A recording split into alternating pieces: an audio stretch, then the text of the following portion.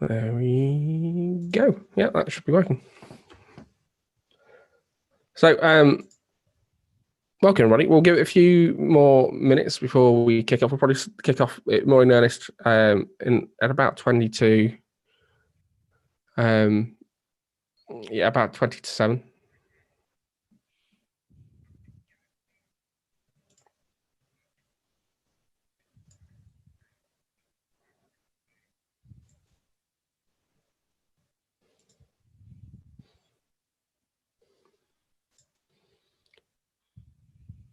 And yeah, we should be good.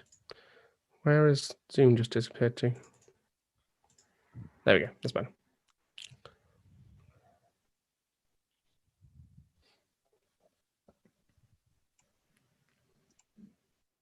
So, but what I will do is I will start the screen share, ready to get going. Excellent. Thank you.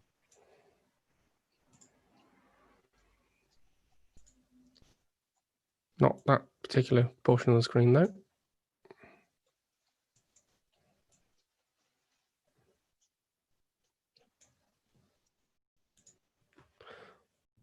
I love the party hat. It's good, isn't it?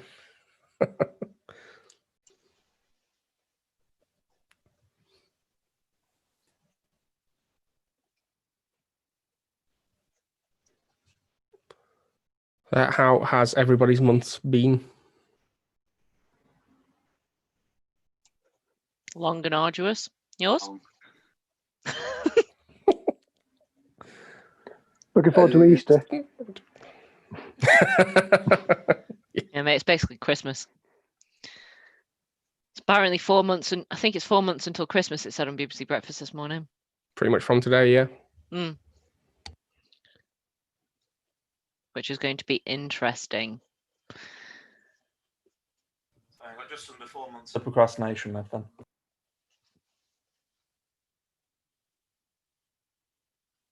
Till the last day panic. For those that are quite experienced with podcasting, I'm looking at getting a new microphone. I've got an ambience microphone at the moment, and it works okay, but it just picks up absolutely everything. So I'm after something a bit more professional. Any recommends? I have gone relatively cheap with mine. And I've got a Razer Siren X, and it's got a super cardioid pickup on it. Right. So I think it was only about 100 quid. Not bad. No, that's. I went for a Razer. Yeti, one that comes up in research a lot. It's not the one I've got, but Yeah, I've got the Blue Yeti. I've heard really good things about it. Really good. They things. are, yeah. About twice a year, it'll be on offer. In fact, there's the Amazon's end of summer sale on at the moment. Okay. I did go for the Razer webcam though, Liam. I don't know. Oh, the Keo. Yes, very love that. By the way, that's what I've got at the minute as well here. The light ring makes such a huge difference. It does. It does. But I bought as well recently. I think they're about 40 quid for both. But rather than going for the really expensive Elgato ones, 2 key lights. Okay. Which then I've got at the moment. There's got one just off to my right and one kind of up above me because I've got my green screen behind me. Okay. And yeah, they make good lighting makes such a world of difference to the picture quality on the webcam as well. Cool. I have a very high quality built-in one at the moment that seems to think I'm in a black room. It's good. Well, I do. Well, I've just got a ridiculous amount of Razer kit generally. And I don't even know why I particularly picked that route, but I'm currently sat with a Razer mouse, keyboard, mouse pad, laptop stand, eGPU. Yeah. I'd never used Razer before I went for the webcam, and the first one arrived. This was at the height of kind of like lockdown craze, so every webcam was taken, and I managed to get hold of one for a stupidly low price. It arrived, got it set up, and then like 2 weeks in, I realised that there was this like a fleck of material inside the camera, actually on the lens. So I wondered what this weird shadow was that was following me around everywhere. But I managed to get it sent back, and managed to find another supplier somewhere that was able to get it over to me, the replacement over to me quite quickly. But yeah, I might go for the Yeti. It's either the Yeti or there's another one that one of my mates has recommended that I go with, and he absolutely loves it to bits. I think it's something like a bum. The Yeti. So I was looking at replacing. So I had a blue Snowball before, and I was going to replace it with a Yeti, but when I was looking, they were just out of stock everywhere. Right. So that's why I ended up with my Razer Siren instead. Right. And I can't tell that much difference between the two, and it's about 30 quid difference, I think, in price between them.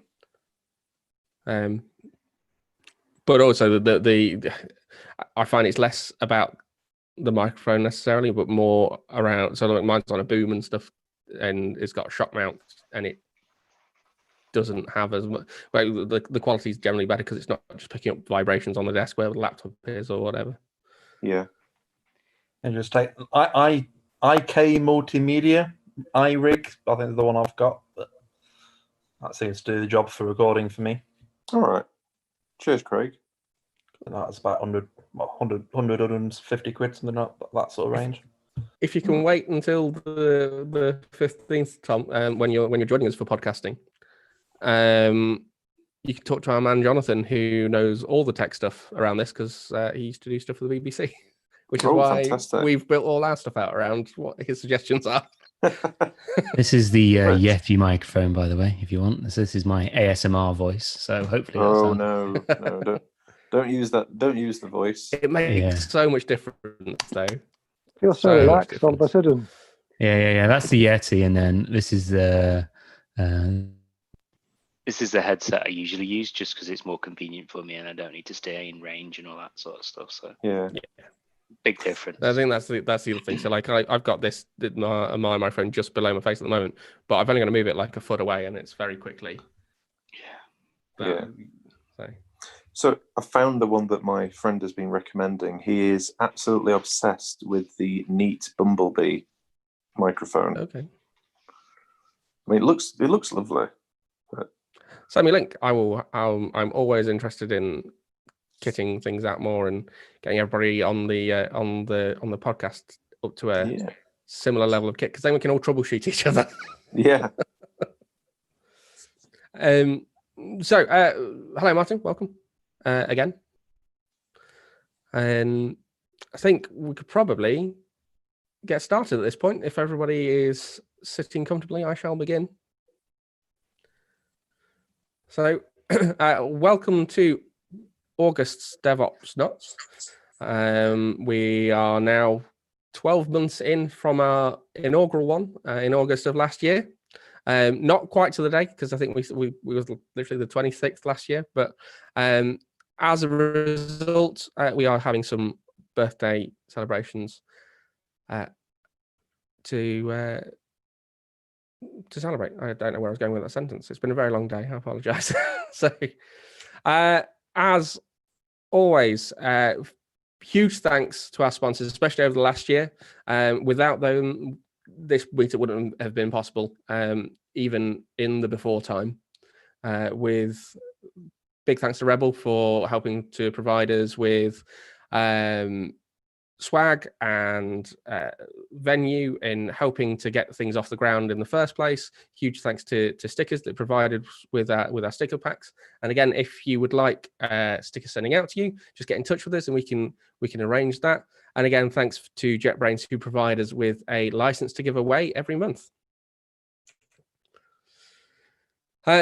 If you're interested in all this sort of stuff, which I hope you are, otherwise you wouldn't be here, you can also listen to a wider range of things, from cloud to agile to DevOps to pretty much anything involved in modern software engineering.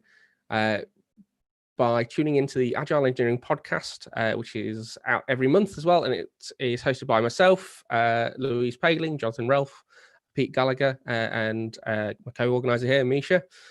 You can get it on pretty much any podcasting platform. And we've recently launched a Patreon alongside it as well to start leveling up. So we can look at doing video content and a live show around things as well.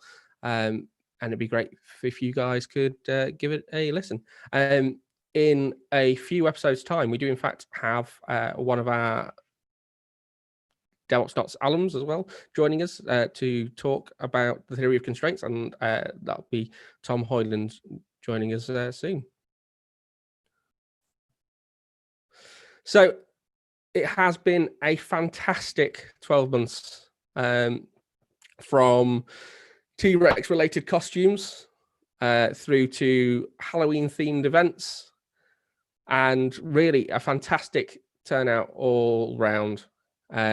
Going through the stats over the last year, we've had well over 1,000 RSVPs throughout the year, and we've been pretty good in terms of uptake across in terms of actual attendance across the year as well. From probably the lowest we've ever seen is really 50%, and we're usually getting quite high in terms of those things, and that is a real testament to both the community that we've built around DevOps Knots and our great caliber of speakers that we have month in and month out.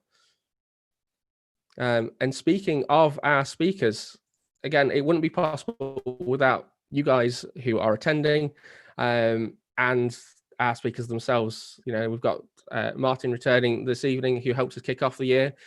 We've had great speakers like Tom, like Manuel Pies, Gene Kim.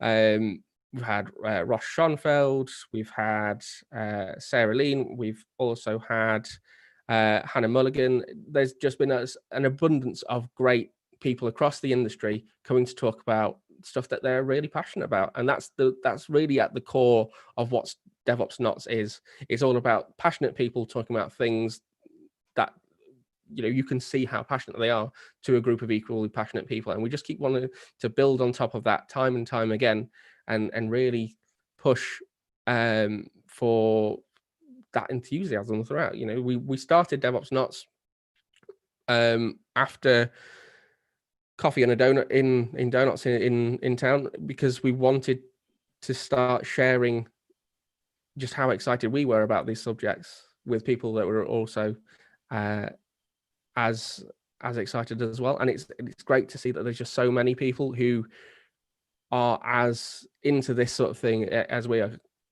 you know. Yeah. So thank you everybody for making this last year great, and here is to the next 12 months. So a huge round of applause for everybody here. Yay, woo!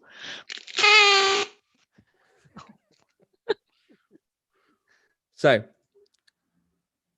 tonight we have a slightly different giveaway. We have 3 prizes to give away. First of all, we have our JetBrains license, and that will be for first place. And alongside that, they'll get a slice of cake sent to them. And then we also have a slice of cake for second and third place as well. Misha, do you want to talk about what the competition is? Yep. So I will be running it out on Twitter. I would like to know what the best present that you have either given or had is, obviously in keeping with the theme.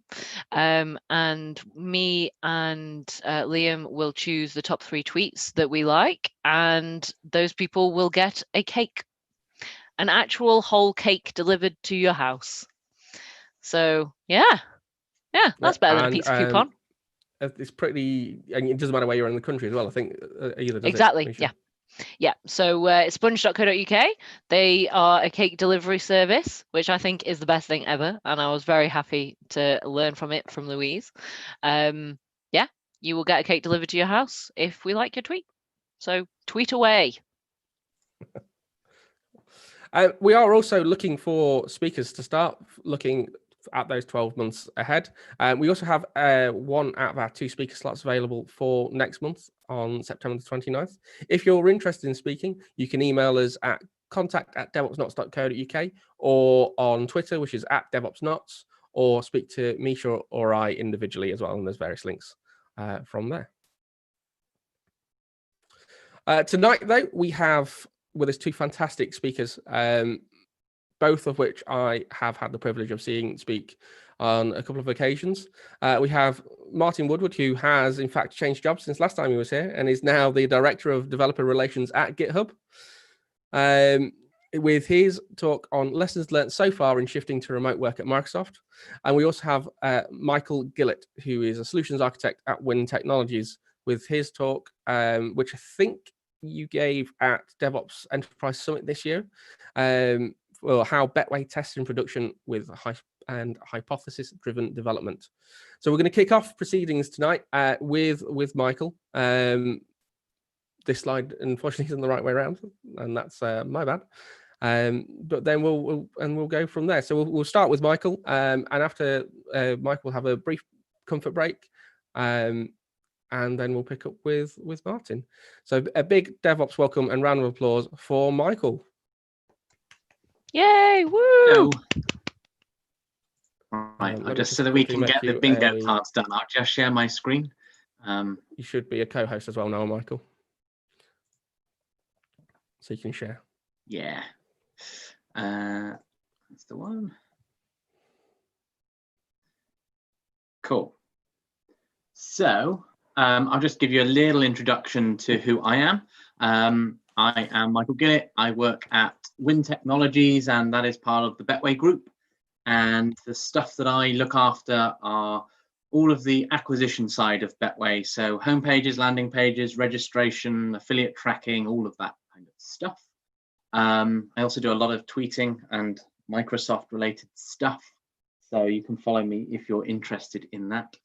And this talk is all about stuff that we've done over the past 18 months or so, as we've kind of moved into working with hypotheses and experimentation and all of that good stuff. So let's crack on with it. The first thing I'm going to do, though, and this might seem a little bit weird, is actually not talk about software. It's actually talking about how humans have made things. And we first started off by making things by hand in a very much like a craft way. Pottery perhaps being a good example, where something is done by one person, they can make one thing. It doesn't scale particularly well, but the quality is often there. We quickly, well, not quickly, but we did move on eventually to mass production, where suddenly we can make things very cheaply, very quickly, and make an awful lot of them. Now the quality disappeared when we did that because it was suddenly very cheap to make things. And did the quality matter so much if you can make lots of stuff? Well, not really. However, it did become quite wasteful. And so eventually we refined how we make things and ended up with lean mass production. And Toyota would probably be the company most associated with kind of ushering that change in. Now, the interesting thing with lean mass production was they took normal mass production, but wanted to understand where quality was dropping, where things weren't working as they thought they should be, or where they just thought there could be a better way of doing something. And so they started this idea of refining and improving the actual processes that they were following in order to build stuff. And that probably is part of the scientific method now being employed within actually building stuff. And perhaps a better example of where the scientific method can be applied in actually delivering something that isn't software related would be NASA, getting man to the moon and back, when at the start of the same decade, NASA couldn't even put a rocket in orbit around the Earth. Now, NASA obviously had a lot of trial and errors in order to achieve that. And every time there was something that didn't work out the way they expected, they had enough data to analyze it, to understand why things didn't go quite right. They would come up with new ideas, new hypotheses around ways to improve that. And then they would try again. And eventually, within 10 years, obviously, they did it. The modern day equivalent would be SpaceX and some of the interesting things that they're able to do at the minute in terms of landing two reusable rockets side by side at almost the same time. Again, SpaceX has had some very large explosions and things go wrong, but every time they are able to collect all of the information they need in order to refine the next attempt and ultimately get it to work. And every time they're improving where they were before. So let's actually bring this back down to software and move away from the cool science and space exploration stuff. And actually, let's look at software. And what we're doing at Betway is following the hypothesis-driven development kind of way of working, not necessarily across every team or every product, but a lot of our teams and products do follow this now. However, I'm not sure hypothesis-driven development is actually the right term for what we're doing. And the reason for that is because if you're working with hypotheses, you are employing the scientific method. And if you're employing the scientific method, you're probably doing more engineering than you are doing development. And so I think a better name for this would be hypothesis-driven engineering. But that's probably a completely separate conversation that we can have. But let's crack on with what we actually do at Betway. So the first type of hypothesis that we can kind of talk about is the validation of an idea, and it is a business hypothesis. Now, this is probably the obvious hypothesis when it comes to software experimentation, because it's an A/B test. And A/B tests aren't necessarily a new idea, and they're certainly from a kind of a marketing perspective, there's always keenness to know whether you can A/B test things. And the way that we do this is we start off with creating a hypothesis, kind of crucial to understand what your control and where you think things could be differently done. That would be your B variation. And then we'll do work in order to create the variation and then be able to split traffic between the two. We will log everything that we think is going to be relevant to proving the hypothesis at the end of the experiment. We then analyze it, and then we can validate the hypothesis. We can come up with conclusions and form recommendations around what should happen with that hypothesis. Now, it could be that that hypothesis was proven and therefore the recommendation is put that thing into production. Or it might be that it wasn't successful, and we'll come on to later in the talk what does that actually mean, and then what kind of follows from there. Now, I don't want to just keep this all kind of theoretical. I actually want to walk through an example that we've done at Betway over the past year or so, which is this is what the Betway homepage used to look like. It's quite a busy page when all we really want someone to do is actually register with us. Now, these 3 links actually are all really triggering the same user journey, which is someone will register as a sports customer with us. There are other places where that journey can also be triggered on this page, but there's also other links that would register a user under different, whether they're live casino or whatever. There's lots and lots of different ways that we would register someone. The hypothesis that came about from someone really looking at this page and thinking it was too busy was that actually, if we emphasize just a single link, just had a single CTA on the page, that would actually result in more registrations. We're focusing the user's attention. We're kind of channeling them down the route that we really want them to take.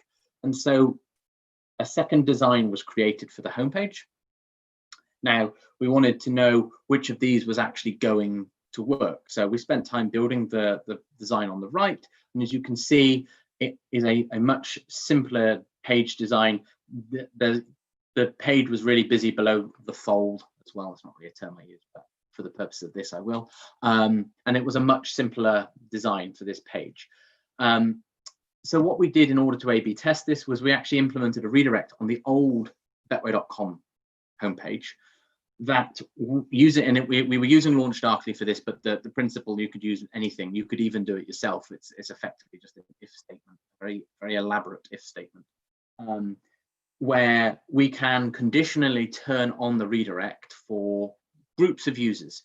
To begin with, we had specific users, our developers and QAs, who we wanted to only be the ones to get the new homepage. That allowed the new homepage to be built in the production environment, but without any real risk to actually impacting the old page, because it was a brand new app. So all we needed to do was redirect whatever users we wanted to the new app. Once the devs and QAs and the team were happy with where the homepage was from the features and the way it looked, we then actually wanted to get more feedback from the wider business. So we turned it on for key teams and members of the business to get their feedback and thoughts on the new homepage. Again, all in production, which is really simple because we've struggled in the past with test environments, getting everyone to be able to change their host files and whatever. So by doing it in production, we didn't have any of that kind of problem. And once we got sign off from everyone needed, we could then turn this on for 5% of our UK and English language users. Now, what this enabled us to do was to collect logs and look at the telemetry that we're collecting to ensure that things were working as we expected them to. Once that was all good, we then went to 25%, and quickly from there we went to 50%. It was only at this point where we actually performing the A/B test. The rest of this is what I'll come on to in just a minute. So at this point, we were now 50-50 between the old and the new homepage, and we could then start reviewing this over a period of time and understand which of these two homepage designs was actually doing what we needed it to do, which was result in more registrations. And the new homepage resulted in a 25% increase in our successful registration rate, which is huge. So obviously that is proven, that hypothesis, and that is now the Betway homepage. It's changed a little bit over the year, but ultimately it still looks very much like this. And every feature that we have done since is an experiment. So we know that every time we add a new button or we change the design slightly, it's because we've run an experiment and it's been proven that it is better for our conversion to the registration page. We've also refined our metrics a little bit, but ultimately this principle is still there, which is really cool. We had some cool technical accomplishments alongside this as well. I realized that white slide is actually wiping my face out in the camera. There we had no rollbacks with this project, even though we completely changed the way our homepage worked and looked. It was brand new, it was completely rebuilt from the ground up. We never had to roll it back. And the reason is because we had that toggle, we could conditionally decide how many people saw the new homepage or not. If we started seeing problems with the homepage that we weren't the new homepage that we weren't that happy about, we just put it back down to 0% of the public receiving that new homepage, which is really good. It meant that we had no critical alerts. And what I mean by that is we had no outages, which previously for kind of big things like this, there would have been an outage at some point. Something wouldn't have scaled as we had expected, or we had missed something in QA, or one of our regulated markets wasn't working quite as we expected. No, not with this. Again, because we can track everything so closely and kind of really have it very fine-tuned, we were able to do this with nothing like that. And we were able to decrease all of our exceptions over time. And this graph is kind of the illustration of that. So the left-hand side of this is when we first went live to small percentage of users. And each bar here is I think it's a 12-hour period, and each of the colored bits on it, different exceptions that we were seeing from the browsers across different mobile devices, browser versions, whatever. And we could see this basically on a real-time basis. And if there was anything here that we didn't like the look of, we could just revert back to wherever we had rolled out previously. I think we were getting IE 11 exceptions at one point, which we were fine with, so we left them. But if we were seeing iOS on the latest version of iOS and the latest version of Chrome or Safari or something, then we would have scaled that rollout back. And eventually we got down to 0 exceptions for the ones that we really were crucial here. So really, really good stuff there. So that's kind of the A/B testing and the business hypothesis. The next type of hypothesis that we can work with is a technical hypothesis. And this is a little bit different. So this is a validation of an implementation, and we kind of refer to them as rollouts. And the idea here being is actually what I've just shown is that idea of being able to go 5%, 25%, 50%, constantly looking at the logs, making sure everything's working as expected, so that technically whatever you've done is correct. And it could be a rollout of a new thing like this, or it could be a cache improvement with going to result in better performance. You can see whether that performance is actually happening in your production environment and in a really, really safe and reliable way. So obviously it's easy to target a percentage of users, but we can also target particular countries or device types, and we can do slightly more complicated things as well if we want to. We can target like subdomain and something about the user as well. So in this scenario, we could target a returning user to our website to see whether something is working for them. Maybe there's some functionality that only works for a particular group of users, and you can target them accordingly, which is really powerful for us to be able to do. And then the next thing is not so much a hypothesis, but it comes from the ability to test business and technical hypotheses, which is a different type of testing than we were doing in the past. And it's because we can conditionally change things in our production apps. The crucial thing with this was load testing. So for Betway, some of the big sporting events of the year result in huge amounts of spikes in traffic, or even particular Cheltenham race would result in huge increase of traffic. So load testing is crucial to ensure that we continue to operate as we need to. And what we found is that testing on test environments is great. It's really, really good. But being able to test load on a production environment is even better. And by using Launch Darkly in the way that we can do conditional stuff, what we didn't want to do is hit all of our downstream systems with increased load. We just wanted to test individual systems at once. And so we could put in the toggles within our apps to call either the real backend system or a mock system. And we could determine that based on a whole kind of different set of information that allowed us to test different browsers and platforms, devices, networks, even network speeds, which was really good for us to be able to be certain that an app itself was going to stand up without ever putting strain on our downstream systems as well. And being able to do that on the production app itself is pretty valuable. So those are the kind of things that allow us to work with hypotheses. But now I want to share what have we found by working in this manner. So one of the crucial things that some of our teams and some of our products now work with is trunk-based development, where we've effectively scrapped the test environment. We go straight from local to production. And the way that we can do that is because before a new feature is actually even started to be built, the first thing that happens is we put a toggle in the code and we do a release of that. That toggle can now be turned on for just that developer. And the feature is built with inside that toggle. And over time, the developer can share that with more people. Maybe QA as well can be turned on for testing, but there is no testing environment that needs to be maintained or any issues there or any additional hops that a release needs to go through.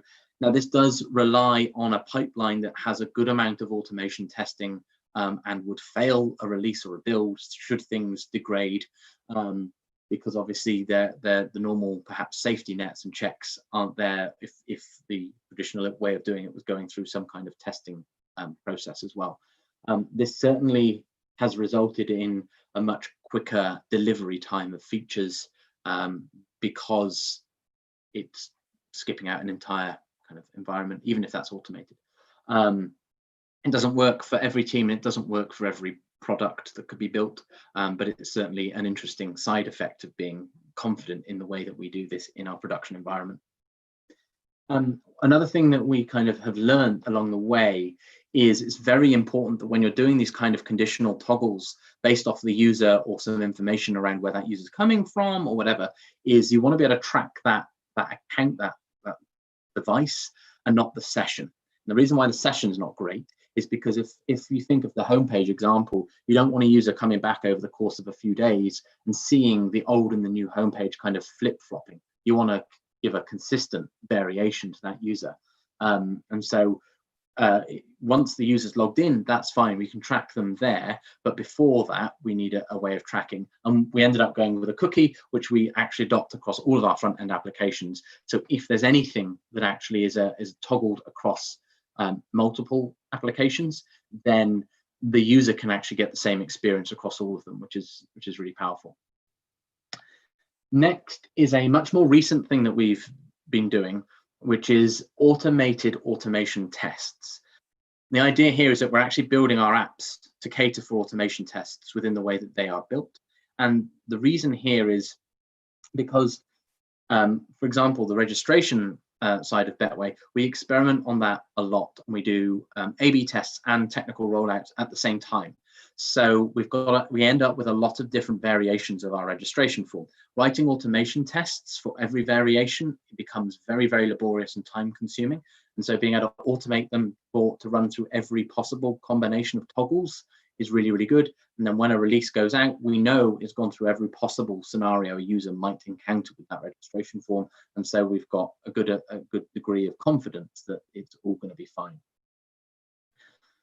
The next thing is a term I've come up with, so it's probably not right, but the idea here is that when multiple teams start being able to deploy stuff to the production environment but not turn it on when it's deployed there, it does allow other teams to rely on that and not be so pressured into delivering stuff at the same time. And that could result in one team racing ahead, doing the work, getting it into production, and then it's sitting there for a period of time whilst other teams kind of also deliver on their own work.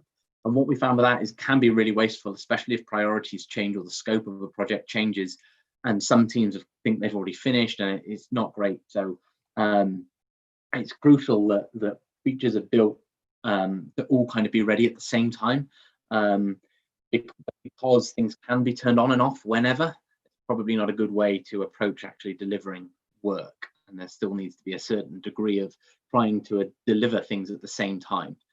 It's just obviously technically it's nice to be able to turn things on and off whenever.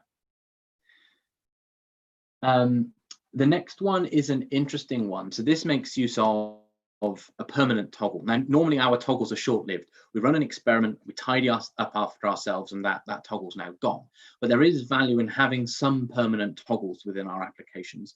And one is a debug toggle. So for some of our applications, we'll be shipping minified and unminified JavaScript. Now, at times it can be quite useful to turn on the unminified version of the JavaScript for individual users, either for devs or QAs trying to understand a problem, or it could even be useful in terms of turning on a more verbose logging for a particular user to understand why that one user is having trouble working on the website. So it's quite a powerful way of being able to use toggles, which is completely different from the other things that I've kind of spoken about, but really useful. And now I'm going to change it up a little bit in terms of what I'm talking about. So this is more about working with hypotheses as a kind of a business process. So what we have found is that it's crucial that everyone who's involved in the hypothesis, whether that's the devs, the QAs, the product, or business stakeholders, or whoever it is, everyone needs to understand what the goal of the hypothesis is. Without that, once the experiments run, the conclusions have been drawn up, the recommendations have been defined, then there ends up being disagreement around, well, that wasn't actually what we were looking to test with this hypothesis anyway. If the goal is set before the hypothesis is really considered by anyone, and it might be refined throughout that process, but the goal needs to be there from very early on. Otherwise, it can become a little bit frustrating and potentially waste of time to do. And it's important to understand what the success metric looks like. If you're working with hypotheses and experiments, you must know what the metric is that you're trying to improve, and everyone should be in agreement that that is the metric that's trying to be achieved or reviewed. And then it's also important to understand what success and failure look like of a hypothesis. I think a lot of people will assume that failure is it's degraded, but in some cases failure might be that it's no better. And so there's interesting conversations that come from understanding what success is going to look like when working with a hypothesis. In the same kind of vein, it's also important to understand the sample that it is going to be tested with. It might not be a 50-50 split. If it's viewed the hypothesis is actually very, very risky and could be really damaging, then maybe a 20-80 split would be a better split and a better way to go. Is it all device types this wants to be run on? As I said earlier, we can pick countries, subdomains, all kinds of stuff. What is the sample we actually want to run this experiment on? In many cases, it's going to be 50-50. It's going to be all markets. It's going to be all devices. But it is interesting to have conversations with people who are coming up with hypotheses. Where do they actually think this might work really well? Are there any markets where they think this isn't going to work very well? And having those conversations really proves very useful. Then perhaps the most important thing that we have learnt, and this is a fairly recent kind of discovery for ourselves, is that we absolutely should not expect a particular result from running an experiment for a hypothesis. We have found that we end up with bias within our hypotheses, and we only get the only hypotheses that are prioritized are ones that people think are going to work. And the reason why we discovered this is because we scrutinized failing hypotheses a lot. We wanted to know, was there anything weird going on? If we were running a hypothesis experiment in one country, for example, we would want to know, was there some sporting event going on in that country? Was there something going on that might have resulted in this not getting the normal users and the normal use cases? Did we have a big marketing campaign? We spent a lot of time trying to understand why it might have failed. However, we never did the same when it was successful. If it was successful, we took that as good to go. This thing should be going into production as quickly as we can. But all those questions are just as valid for a successful outcome as they are for a failed outcome for a hypothesis. And so we've realized that we need to be scrutinizing both. What we also learned was that when you expect all the hypotheses to be successful, and you think you know what the result is going to be, it first begs the question, why run it as a hypothesis in the first place? But it also means that the work being done is probably being done better than if it was going to fail. But if the expectation is this thing could fail, then the absolute minimum amount of work would be pursued to prove the hypothesis. Whereas when it's expected to succeed, you want all of your quality checks there because you want that thing to go into production as quickly as possible.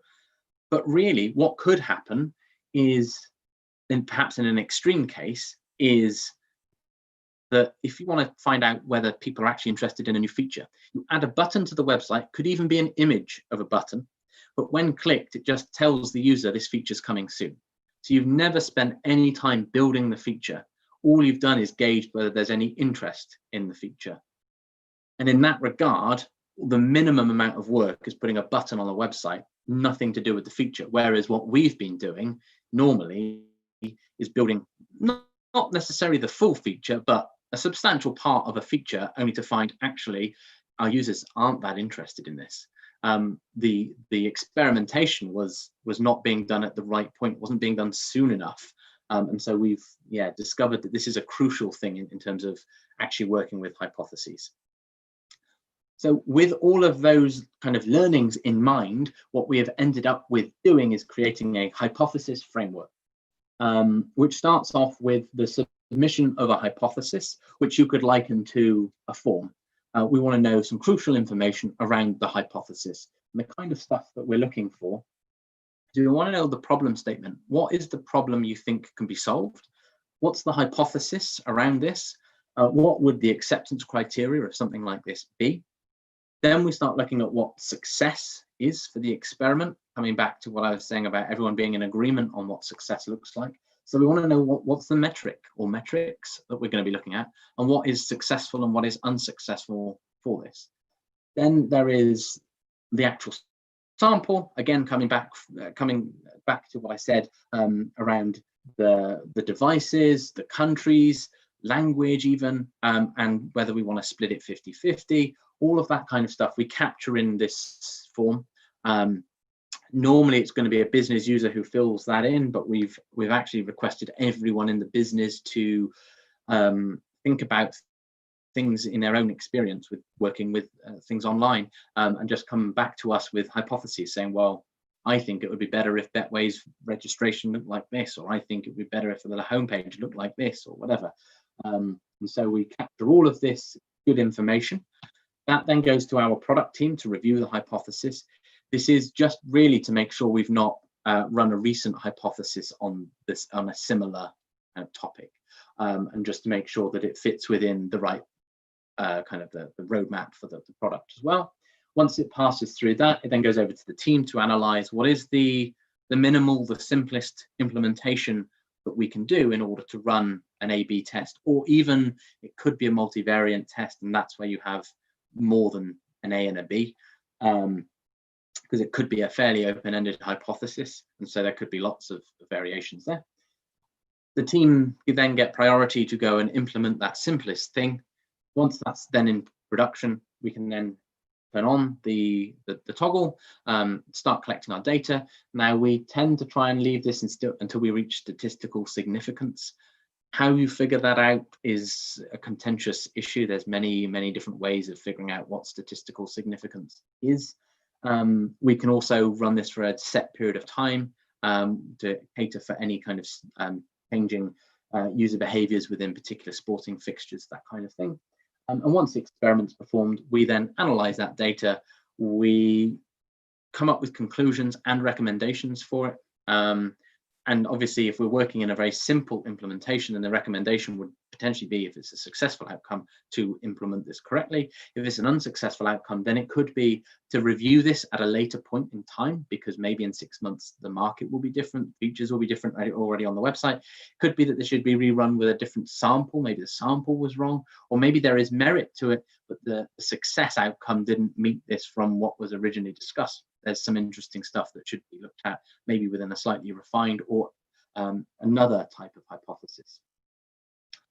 We are automating this as much as possible as well. We want to actually keep the people who are suggesting these hypotheses, we want to keep them in the loop. And so we're using Office forms and surveys to do the actual hypothesis form. And then we're using Teams and the Power Platform to push all of this stuff around, and we constantly update the users and stuff. It's really, really cool. And yeah, we keep them up to date, which is a really nice way of keeping them involved in the hypothesis as well. We've not been that visible or open with stuff before, but we feel if we're asking people to give us their ideas, then we should be open with them in terms of what we're doing with their ideas. So to kind of wrap it up, I think it is important, if you want to go down working with hypotheses, to come up to have a process to do it. We've kind of found ourselves ending up there, and I think it would have been very useful to us to have used the hypothesis process earlier on within our working with this. It would have certainly avoided some painful outcomes of running an experiment, only for not everyone to agree with the kind of the outcome that we reach. And what remains is for me to say thank you very much for listening. Are there any questions? That was great. Thank you very much, Michael. Thank you.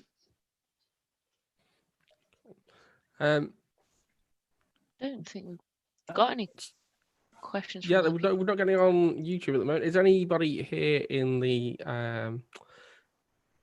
chat? I guess. That would. Sorry, go on. Okay, Philippa, do you want to go? So I see. You go, Craig.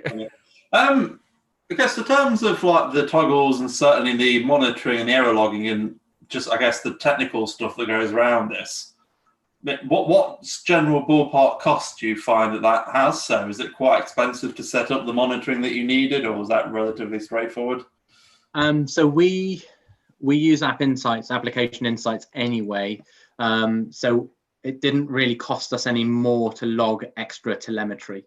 I'm just going to do that so I'm not wiped out so much. It didn't really cost us any more from the logging point of view.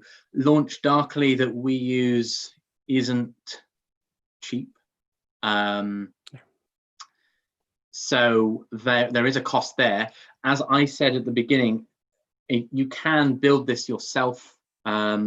Certainly a toggle is just a glorified if statement if you really boil it down to its simplest thing.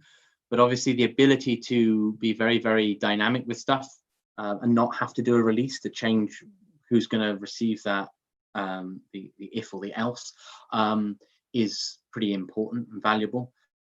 I'm sure there are other ways of doing this which are probably more cost effective. For smaller things. Just the scale that we operate this stuff at, for us, Launch Darkly is brilliant. So yeah, I don't know of alternatives because I wasn't involved in the evaluation of using Launch Darkly. I know from a client side perspective, I think there's Optimizely which will do similar stuff, but I'm not sure how many SDKs and platforms they actually support, or if it's more client side.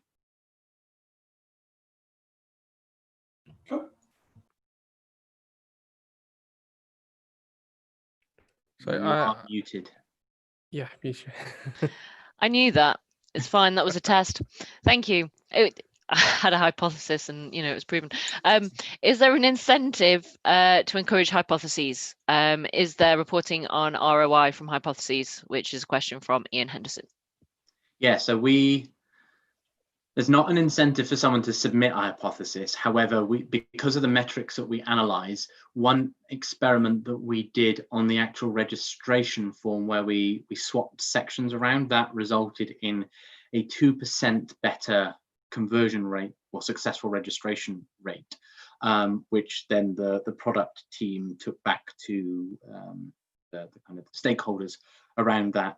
And then it's extrapolated to actually how much would that monetarily actually have benefited us. I'm not going to share what it is, but it was a substantial increase from that. So yeah, it is useful to understand the metrics that you're trying to improve. It's very difficult to actually do hypothesis-driven engineering if you aren't able to see or don't know the metric that you're actually trying to improve. And again, that was something that we have discovered over time, is the crucial element to being able to see and know that metric. And some metrics aren't obvious. To begin with, we weren't tracking the right stuff on registration in terms of what was success really looking like. And that came from historically not necessarily working with telemetry in quite the right way, but it was also, there are a lot of assumptions around, for example, the submit button being successful registration, which isn't true. A submit could fail either from a regulation, from our own checks, or a technical issue. It's not a guarantee. So then there needs to be a callback to the client that actually says, yeah, it is successful, and then you can log from there instead. So there's lots of interesting stuff. But, knowing what the metric is, you can tie that back to an ROI on whether that experiment was worth it or not. But then there's also the element of doing the absolute minimum amount would result in a better return on investment. Thank you. So I think we've just got one other question, just double checking from everywhere else. So Tom has asked, what's the percent of hypothesis-driven work that makes it through your delivery team and pipelines? So on the teams that I look after, it is, I don't know what the percentage is, it's high. Most of our work is done as an experiment and with a hypothesis that goes along with it. But I don't know, because we're obviously things like working within the gaming industry, there's regulations and stuff where we just have to do it. I guess you could argue there is a hypothesis there, which is if we don't do this work, we might lose our license. But we don't want to test that hypothesis, so we won't. We'll just do the work. I guess everything can be a hypothesis if you try hard enough. But for the kind of the normal requests, they're nearly all with a hypothesis there before we would actually do that work. But yes, I don't know the percentage, so I don't know if I've answered the question. Just as a quick follow-up question from me, really. Understand? I mean, the assumption is you didn't start with that amount of hypothesis-driven work going through. No. How long did it take you to get to a sort of level of organizational maturity where you could drive it primarily from hypothesis-driven engineering? It's taken a good amount of time, and there's been a number of kind of, well, where we are best with hypothesis-driven engineering is actually on new applications. So they've probably been built in the right way to allow releases to be quick and easy anyway, but also for every bit of the application to be fairly modular. And if you approach building an application with experimentation in mind, it is quite different from building it if you think what you're building is a completely static thing that, yes, might change over time, but it's a linear change. You're never going to have kind of divergent changes going on at the same time. So it's taken us, we've probably been working with Launch Darkly for 3 years at this point, but it's probably only been the last 18 months that we've really kind of honed in on doing it. When we first adopted Launch Darkly, we could add fairly simple and trivial experiments to the site, mostly on the client side. But it is now at a point where we are able to do this server side as well. and you get the server and client all tying up with the same user coming through, and that's some really powerful stuff. So yeah, it takes a while. So if it was from when did we start with Launch Darkly to now, it's been 3 years. And it's not true of every application. It's not true of every team. Certainly teams that are very database driven, it's quite difficult to do experimentation there because you might end up needing to experiment with different schemas in your database. That's not something I would want to go near. So it also depends what the tech is and the product is that is being used as to how much experimentation could be done. Cool, thank you. So big round of applause for Michael, please. Thank you. I think at this point, let's take a quick sort of comfort break. Everybody to renew teas, go for a wee, etc. So we'll give it 5 minutes, and then we'll pick up with Martin at 25 to 8. Just a quick reminder, also we are running a competition where Misha and I will pick the 3 best tweets from the evening, where the first place will win the JetBrains license and a cake, and second and third will also receive a cake too. So, and it doesn't matter where in the country you are, you'll get that cake delivered to you.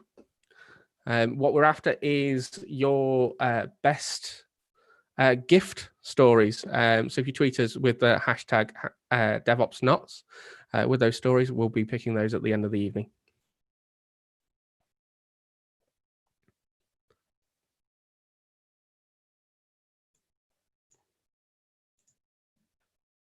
I'm just wondering, is it presumptive to post the story this time that I won some cake from DevOps Nuts? Or No, I think that's kind of before the horse has bolted, really. So Martin's already prepared. He's got tea with him to refill. Just to show off your GitHub flask. Exactly. Never miss a branding opportunity, you know.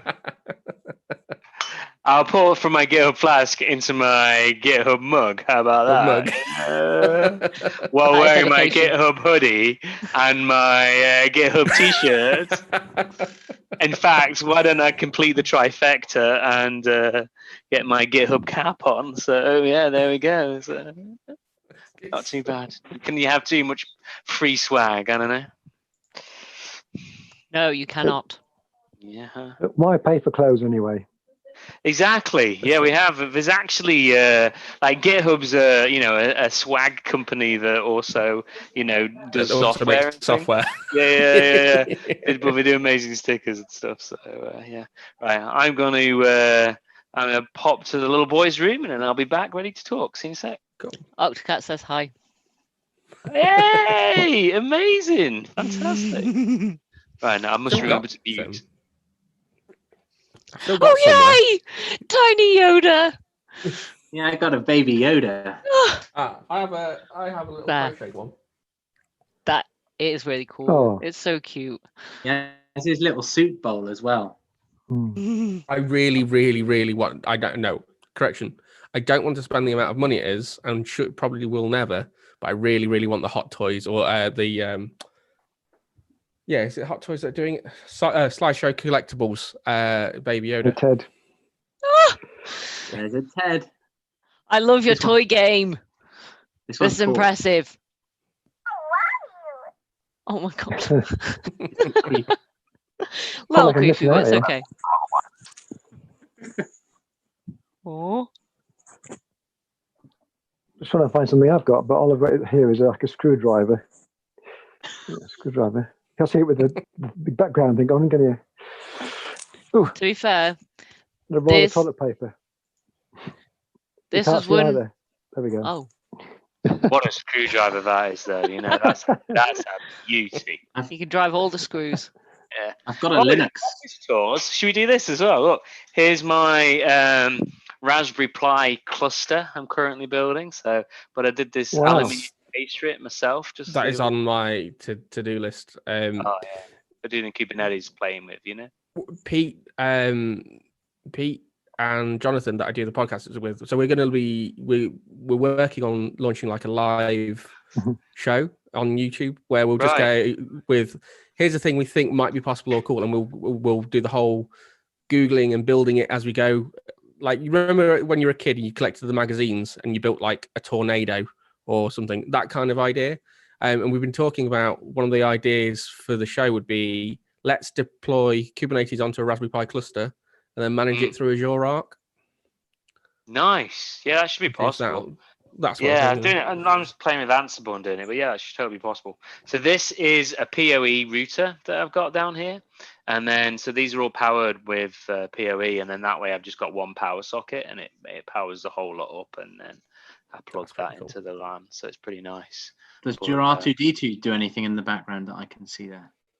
Not. It's a Raspberry Pi embedded in it, and I'm trying to get it to do some stuff. The plan is to be able to do, like, again, have a cluster Kubernetes, have a pod running kind of thing, and then an R2D2 Kubernetes cluster.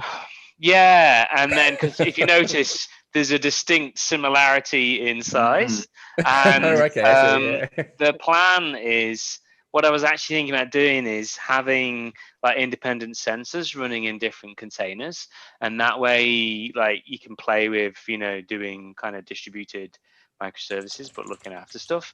And also I can try and demo like in-flight deployments, if you know what I mean, zero downtime in-flight deployments. So try and like be deploying some services while having the robot moving and trying to navigate around. But that's rather ambitious. Right now, I just want this damn thing to be working and up and running properly. So there we go.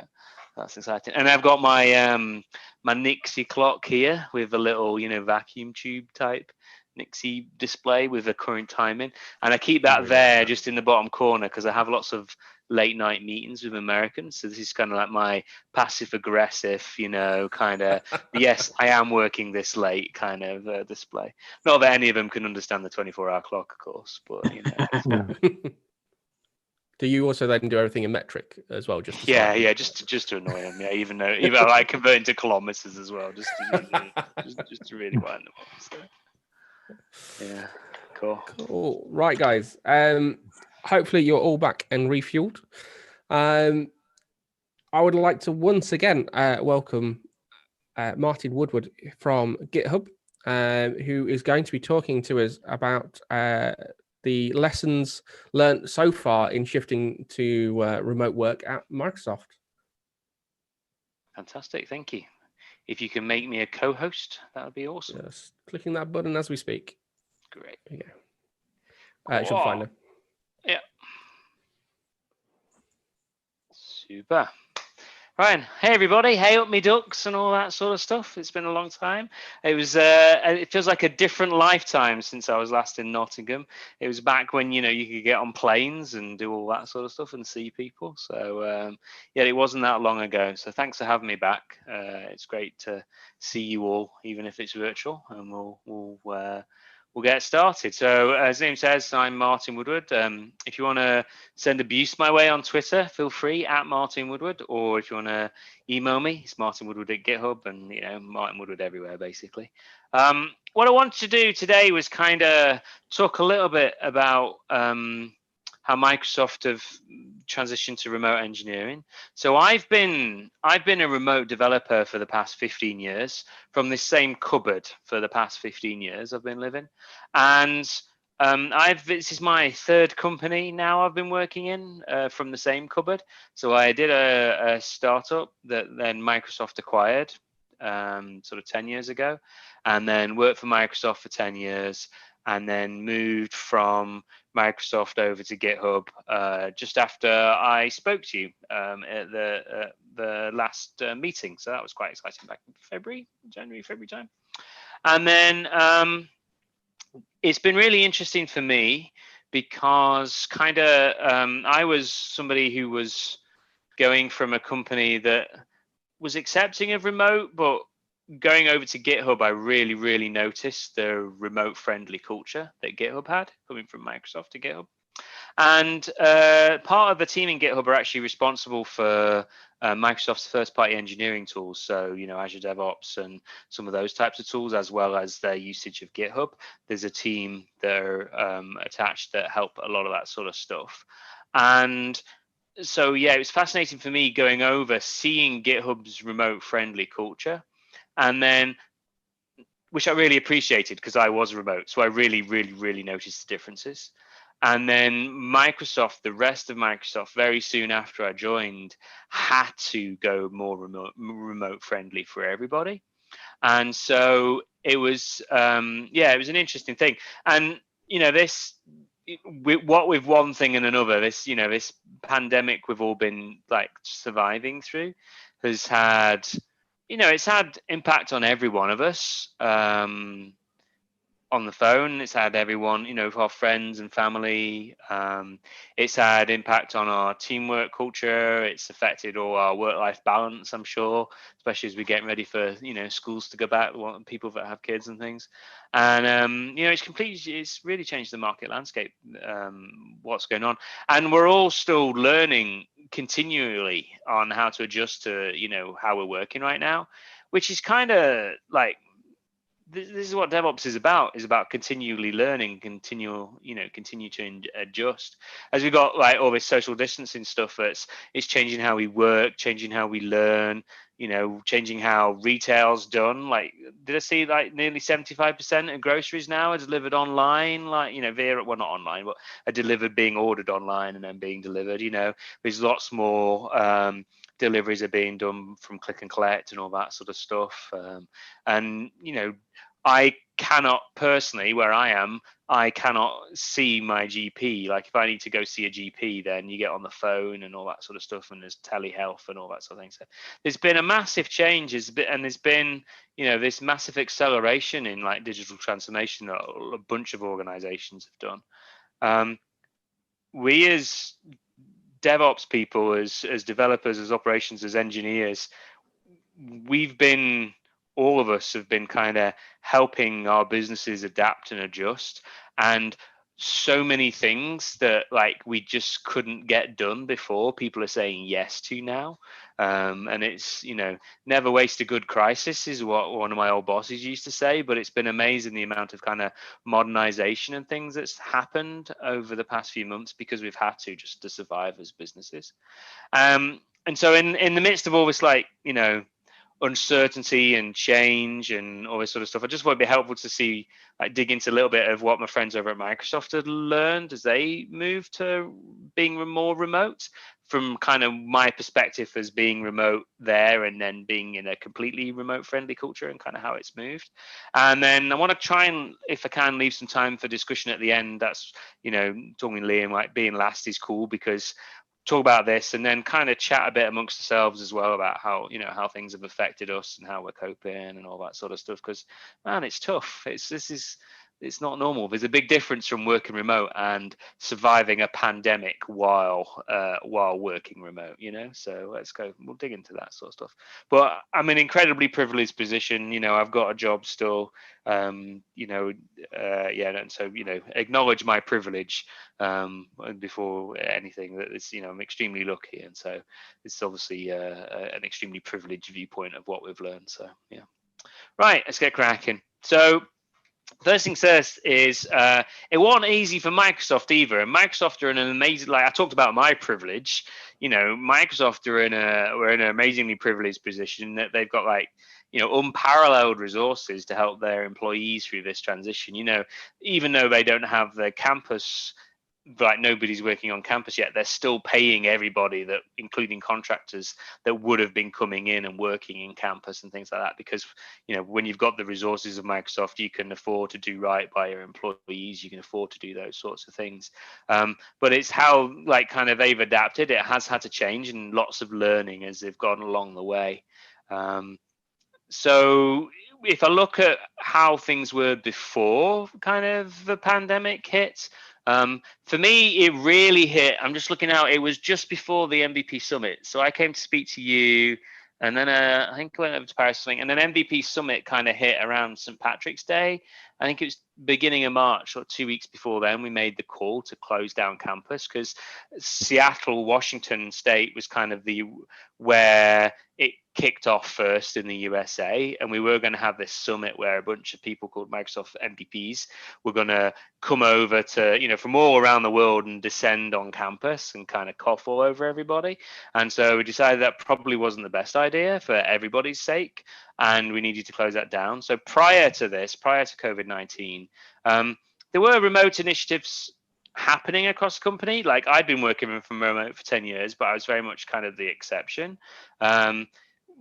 As Microsoft were looking more and more to attract top talent, to manage their physical spaces and to manage their environments, they were, letting more and more people work remote, but it wasn't the default. It was usually in-office development was the norm. And with some individuals like myself, lucky people being remote. And then, now, while we're in the circumstances we're in right now, we took 150,000 people on March the 4th, sent an email out, and they all now working from home. The only people that aren't are people in like data centers and things like that, where we need to physically be on premises and are actual sort of key workers. The vast majority of the organization has shifted to working from home. And a lot of the plans that the company was making around remote work really got accelerated, and also discovered a whole new sets of issues that came up, and a whole new things. And that's what we're kind of dig into. Some parts of the company had more seamless transitions than others. Some could just like switch on a dime. Others kind of, it was harder work for them a lot more, and it all kind of depends on the business. So this is an overly simplistic view of it from like my perspective, not what happened absolutely everywhere in every team. Right, as over at GitHub side, I mentioned GitHub was, very, very remote friendly, and I noticed it when I joined. Like, GitHub from day one has been, while it's got headquarters in San Francisco, there are pockets of people all around the globe for GitHub, and it was always set up as, supporting people working from home and people working remote. And I really noticed that when I came over.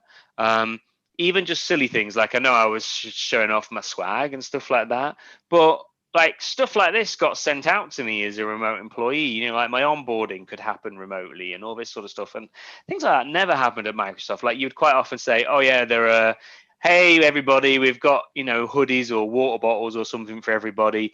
Go pick one up from such and such a person's desk in Seattle. And you'd be like, yeah, cheers. So, how's that going to help me? Or, hey, it's pizza day. We've got free pizza down in the in the meeting room downstairs. Go help yourself to some pizza. We didn't have this mailing cake or whatever. That sounds fantastic. But yeah, so it was very, very geared up to be remote first, remote friendly. And then, it just so happened that some of these people who were working remote were co-located in particular offices, but that it felt very much more remote. And kind of the things I noticed when I joined this remote friendly culture was that it was a lot more written than I'd seen at Microsoft. There was, a conscious effort to make tribal knowledge and takeaways from meetings and all that sort of stuff, actually write them down in markdown files. Obviously, this is GitHub we're talking about, but write them down in markdown files, check them into a repo, create issues. Like, if I needed a new hoodie, I file an issue in the shop and say, hey, can you send me a hoodie? If I want business cards, I go to the business cards repo and file an issue, and business cards get sent out to me and all that sort of stuff. So it was much more of a written culture than I'd been used to, much less meetings to go to. We talked, Michael's talking around like, hypothesis driven development and things. And that was very much how the company was built. But I really noticed a culture of empathy. It was built into the way everybody was, assuming assuming the best in people's communications, and assuming your communications were given incorrect, could be misinterpreted, kind of thing. Lots of empathy, lots of deliberate efforts in kind of reaching out to people. Super flexible, if I needed to work certain hours to take care of things, that's absolutely no problem. I have moved on to a contract where I have unlimited leave now, which, some people kind of criticize unlimited leave. We'll talk a bit more about this because it's kind of some can feel pressured to take 0 leave, but it's unlimited leave with actual mandatory, your manager comes and tells you off if you haven't taken leave, and actually like sets examples about taking leave and things like that. So it's a lot more flexible and all that sort of stuff. And again, that was really interesting, coming from a different kind of organization, because people were expecting you to be working from home, expecting you to have shifted hours and all this sort of stuff. So it's quite normal. And then if we looked at, so when, Microsoft moved over and started working remote, like took 150,000 people and just moved them, we sort of went and focused on and actually looked at telemetry about what the developers were up to. So I thought I'd kind of share some of that telemetry with you tonight while we're chatting, just amongst us friends and our YouTube stream. So if we have a look, we actually saw an increased velocity, like the trend of pull requests. Actually, the number of pull requests went up once people started working remote, which isn't what we initially expected. And when we dug into it, what we're finding is that engineers were starting work earlier in the day. Turns out there's no commute when you work remote, and people were taking lunch at different times because they weren't all going for lunch together and going to the canteen and stuff. So that lunchtime dip wasn't as pronounced.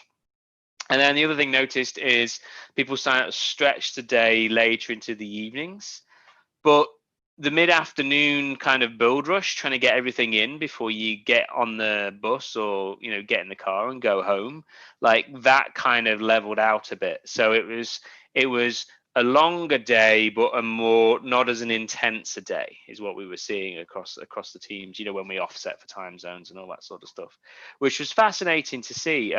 People weren't as big. You can say productive, but there wasn't as much work being done in being completed in mid-afternoon. It was kind of stretched across the whole day a lot more. And then as we look across like all developer activity across all of GitHub, when we look at the industry to see if this is kind of replicated elsewhere, we actually saw that what we were seeing in Microsoft was being replicated across the whole industry, that we were seeing, no big drop in the number of PRs, which, to be honest, is what we were expecting to see. We were kind of expecting productivity to go through the floor, and we didn't see that at all. It kind of stayed up. In fact, it was a little bit kind of, we were seeing the time to merge pull requests. We're actually seeing increased responsiveness.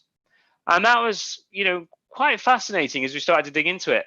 And we were a little bit worried actually that this is pointing to some, potential for burnout, because we see across the whole industry that people are kind of merging more throughout the day. And so the work cadence is kind of shifted, and worrying around like, is this sustainable? What's this doing for mental health? And I know as a remote person, who's been, let's say, working remote for 15 years, when you're working remote, well, you probably all know it as well. You feel, because you're not in an office in front of people, you kind of feel that there's this pressure to deliver because you want to show you're doing something, because it's the only way you can demonstrate you exist. You can't just turn up and be in meetings and be noisy. Like you feel that you need to be delivered by pushing and stuff. And so we see a lot more work, and we see work stretching into the weekend. We were seeing people across the industry taking less breaks and things like that.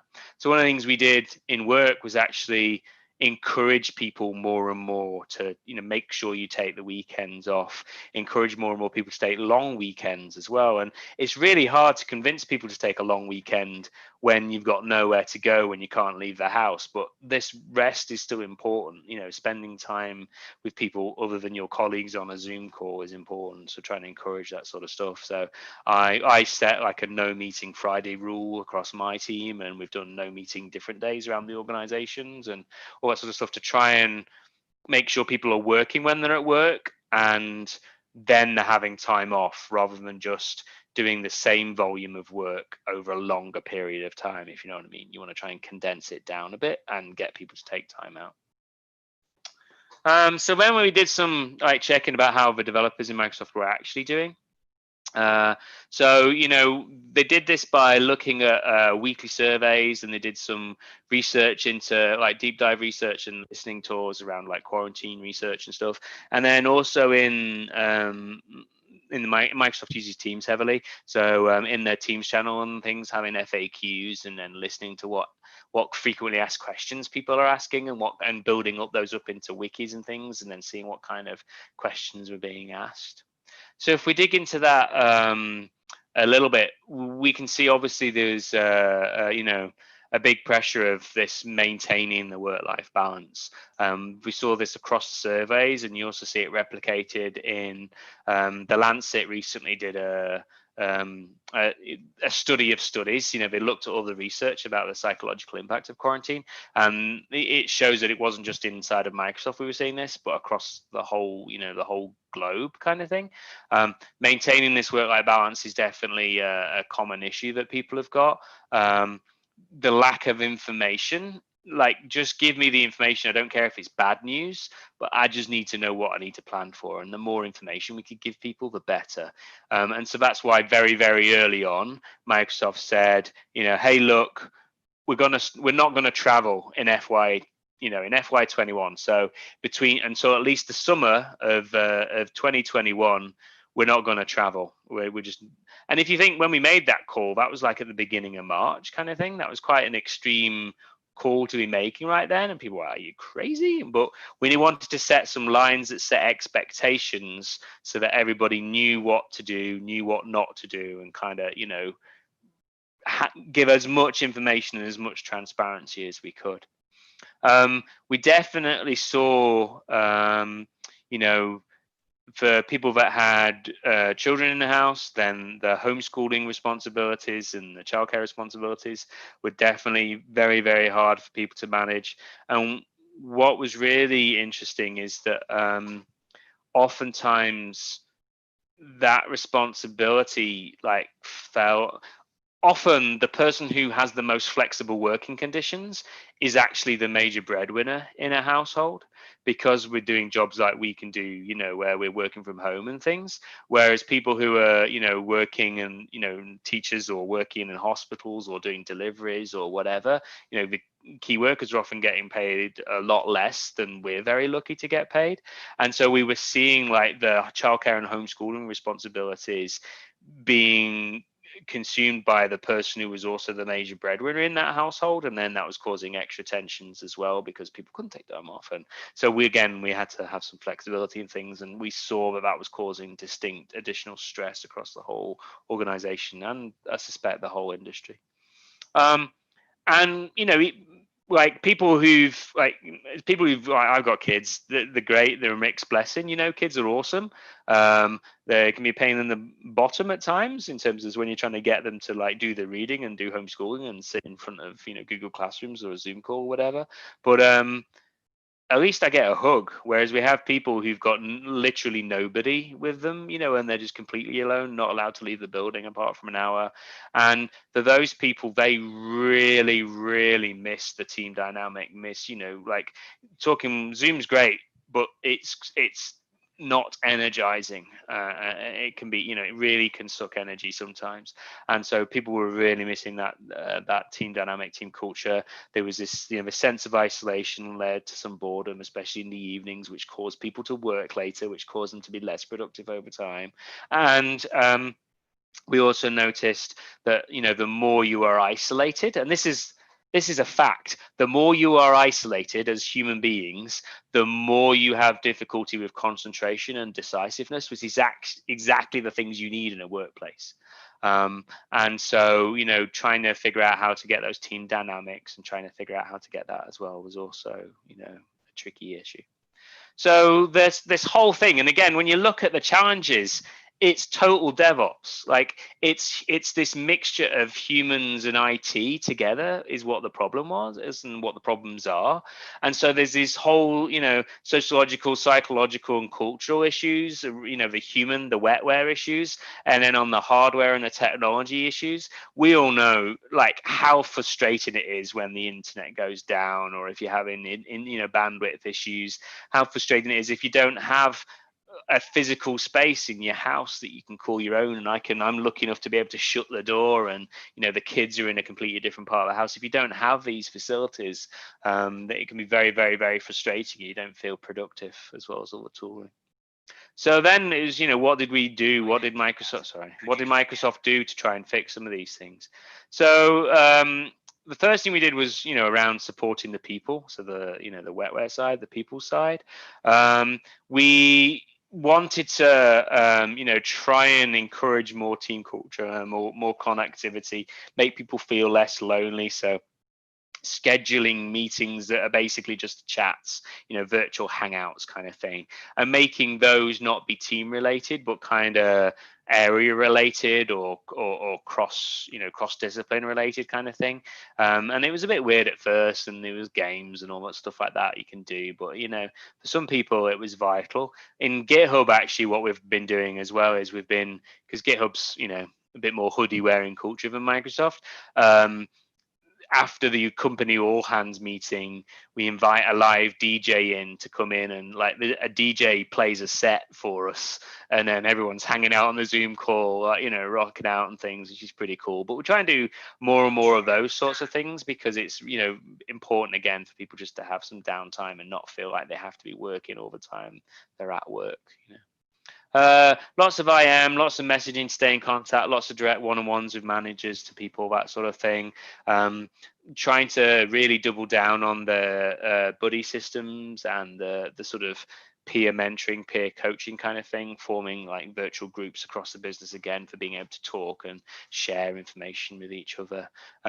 Encouraging people to get involved in open source, in downtime, rather than working on work. If you're still going to mess around on a computer, then hey, why don't you go do some open source projects? Why don't you go work on different things to try and go learn some stuff? Don't feel like you have to be working on work all the time you're at your desk or got the computer open.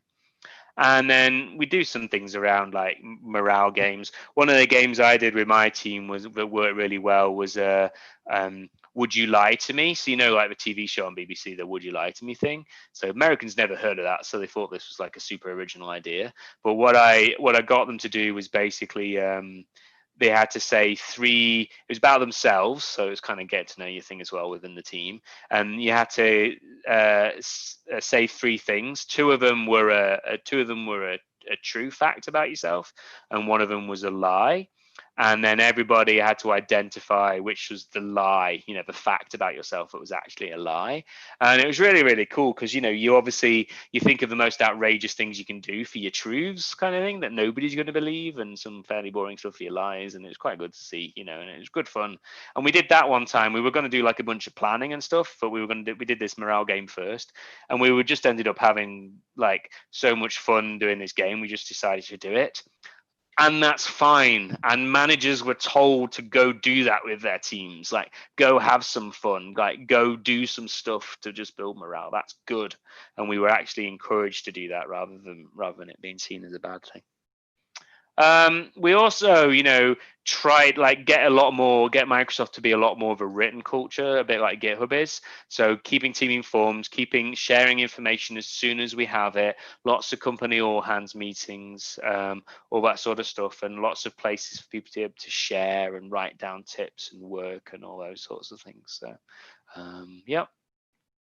And from managers, we added additional training to our mandatory required training to all of our managers to kind of give them tips about what to look out for with employees, how to keep a check in on people, all that sort of stuff. And teams and managers were also encouraged to this is the thing I quite like. It was using an NPS scale because Microsoft uses NPS a lot, but basically on a scale from 0 to 10, regularly check in on how stressed you feel right now, how engaged with work are you right now, and do that anonymously across your team. And and then as a group discuss the results. So don't say, don't ask, oh, Billy Bob or Joanne or whatever, you know, you were stressed, what's going on about, you know what I mean? Get an anonymous score across the team about how much stress people are feeling right now and how engaged people are. And people are honest and they talk about it. And then as a team, you can sort of say, yeah, we've got quite a few people who are super stressed right now and all this sort of stuff. And this is how we're currently feeling. And like, look at the results together and talk about them and think what you can do as a team to kind of help everybody through.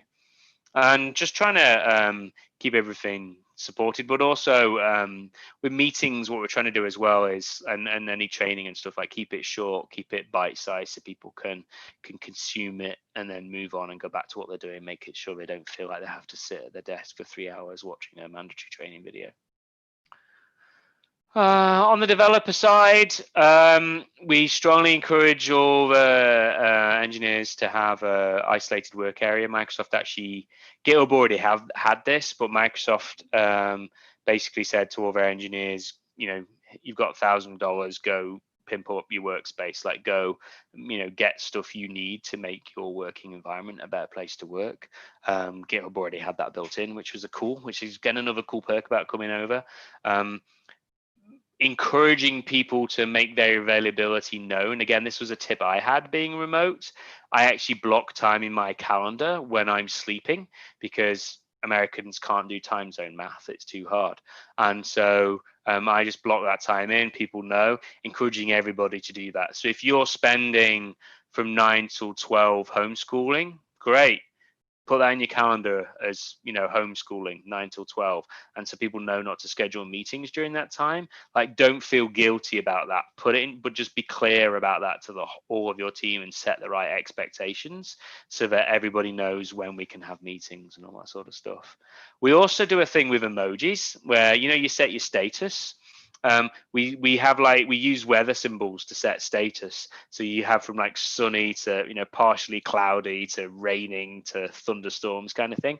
And people can set their status based on what their capacity is right now. So if you're feeling like totally overwhelmed and things, then you go set your status. And we do, as managers as well, we're doing that a lot to, again, make sure there's no stigma in being under the weather or stormy or whatever, just so everybody knows where everybody's at.